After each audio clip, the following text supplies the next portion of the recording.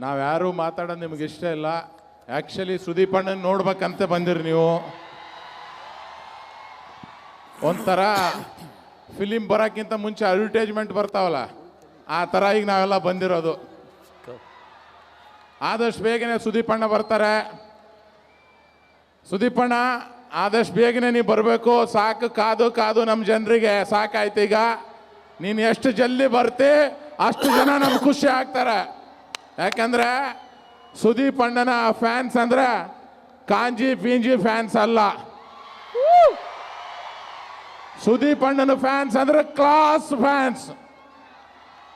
ಸುದೀಪ್ ಅಣ್ಣನ ತಂಟೆಗೆ ಬಂದರೆ ಮಾಸಾಗೆ ಇಳಿತಾರೆ. ಅದು ವಿರೋಧಿಗಳಿಗೆ ಎಚ್ಚರ ಇಲ್ಲ ಅಂತ ವೇದಿಕೆ ಮುಖಾಂತರ ಹೇಳಕ್ಕೆ ಇಚ್ಛೆ ಪಡ್ತೇನೆ. ಯಾಕೆಂದ್ರೆ ಕೆಲವೊಂದು ಜನ ನಮ್ಮ ಸುದೀಪ್ ಅಣ್ಣನ ತಾಳ್ಮೆನೆ ಅದು ಅವರು ವೀಕ್ನೆಸ್ ಅಂತ ತಿಳಿತಾರೆ.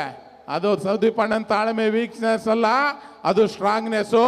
ಯಾಕಣ್ಣ ಸುದೀಪ್ ಅಣ್ಣ ತಾಳ್ಮೆ ಆಗಿರ್ತಾನಂದ್ರೆ ಇವೆಲ್ಲ ನೀವು ಎದುರೆಲ್ಲ ಫ್ಯಾನ್ಸು ನಿಮ್ಗೋಸ್ಕರ ತಾಳ್ಮೆ ಆಗಿರ್ತಾನೆ.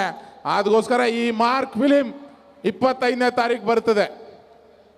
ಹೌದು ದಾದಾ, ಯಾರು ಗೊತ್ತಾ? ಯಾರು ಗೊತ್ತಾ? ನಮಗೆಲ್ಲ ಒಬ್ಬನೇ ದಾದಾ, ಸುದೀಪ್ ಅಣ್ಣನೇ ನಮ್ಮ ದಾದಾ.